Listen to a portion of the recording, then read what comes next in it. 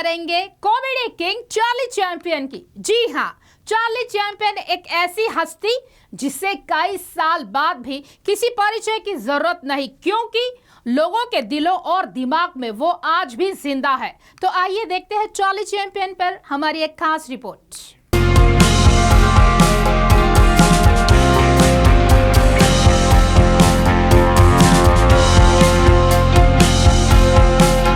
Charlie champion का नाम सुनते ही सभी के चेहरे पर मुस्कुराहट आ जाती है, क्योंकि उन्होंने जिंदगी में मुसीबतों और दर्द में भी लोगों को ठहाके लगाने की सीख दी थी।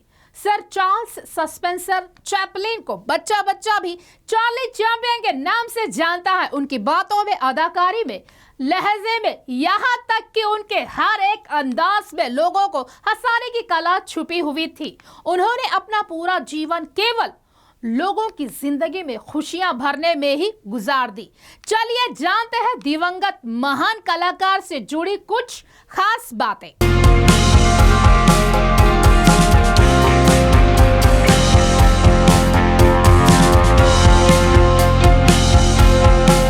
चार्ली चैपलिन का जन्म 16 अप्रैल 1889 को लंदन में हुआ था। उन्होंने कॉमिक एक्टर और फिल्म मेकर के तौर पर अपना करियर बनाया और पूरा जीवन बस लोगों को हंसाते रहे। जिंदगी करीब से देखने पर त्रासदी नजर आती है, लेकिन दूर से देखेंगे तो वह कॉमेडी जैसी दिखती है। यह लाइनें चार्ली चैपलिन की है। वह जिंदगी के दुखों को किस तरह देखते थे, वह उनकी इन लाइनों से समझा जा सकता है।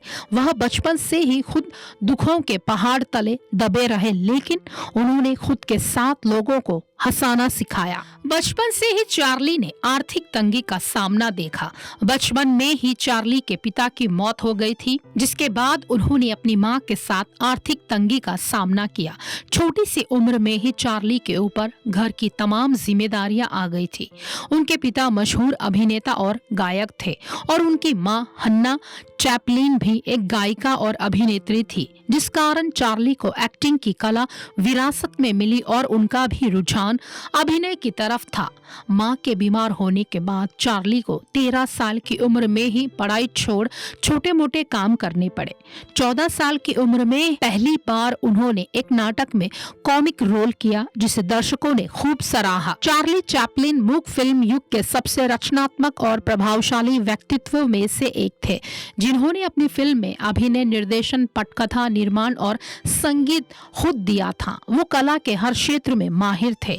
साल 1940 में चार्ली ने तानाशाह हिटलर पर एक फिल्म बनाई थी, जिसका नाम था द ग्रेट डिक्टेटर, जिसमें उन्होंने हिटलर का किरदार निभाया।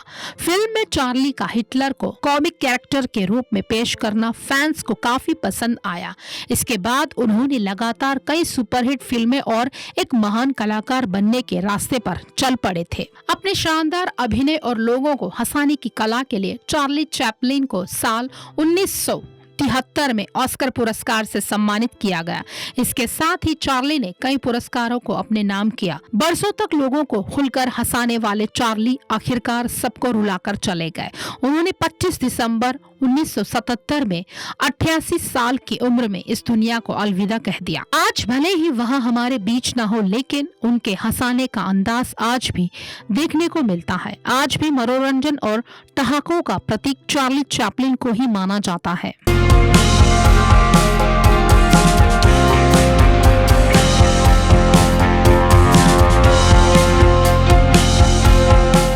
खास खबरों के लिए जुड़े रहिए हमसे, देखते रहे फोर्साइट्स टीवी।